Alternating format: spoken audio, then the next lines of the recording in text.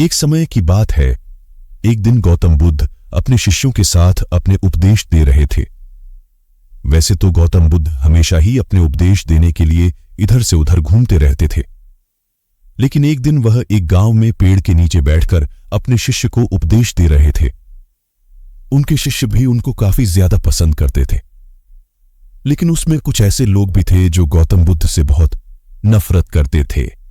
एक दिन जब गौतम बुद्ध अपने शिष्यों को उपदेश दे रहे थे, तब उनके पास एक व्यक्ति आया।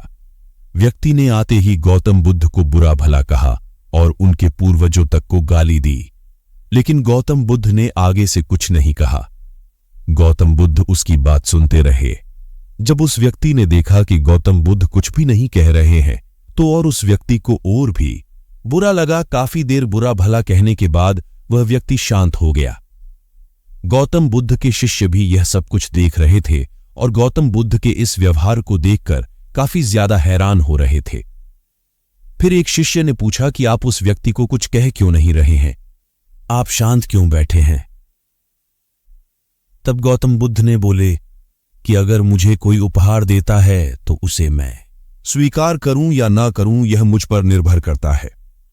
अगर मैं स्वीकार करता हूं तो वह उपहार मेरा है, अगर मैं स्वीकार नहीं करता हूं तो वह उपहार उसी व्यक्ति का है। ठीक उसी प्रकार यह व्यक्ति मुझे इतने अपशब्द कह रहा है।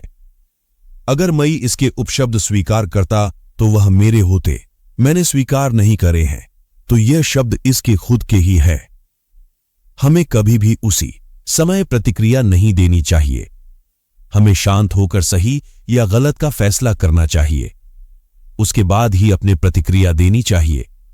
ऐसा करने से बुरी बातें और मुसीबतें टल जाती हैं। गौतम बुद्ध की इस बात को सुनकर व्यक्ति बहुत ज्यादा शर्मिंदा हो गया और गौतम बुद्ध के चरणों में आकर माफी मांगने लगा। गौतम बुद्ध ने उस व्यक्ति को माफ कर दिया और वह आगे चले गए। इस कहानी से हमें यह शिक्षा मिलती है कि स्वीकार करना या ना करना यह हमारे ऊपर है। इसलिए हमें जीवन में अच्छी बातों को स्वीकार करना चाहिए और बुरी बातों को अस्वीकार करना चाहिए। मेरे प्रिय मित्रों, अगर आपको गौतम बुद्ध की इस कहानी कुछ प्रेरणा मिलती है